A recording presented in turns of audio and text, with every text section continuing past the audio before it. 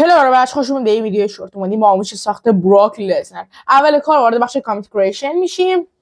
رو بخش دانلود باید بریم و آلو بزنیم.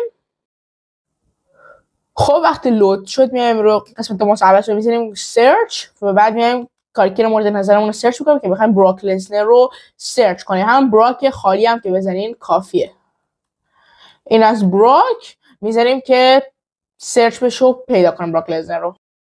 خب واسه ما 279 تا صفحه براک لزنر رو بردیم. میایم به عنوان مثلا یه دونه از براک لزنر رو انتخاب میکنیم که ببینیم چه جوریه. به انتخاب خودتون میخواین چه سالی از براک لزنر و چه قیافه اینا رو بردارید. من شانسی دونشو زدم تا لود بشه. اگه لود دیر شد به خاطر مشکل اینترنت حالا نگران نباشید. این از براک لزنر. اگه بخوایم دانلود کنیم روی این بخش میزنیم و دانلود میشه. فعلا خدا نگهدار. بدرود.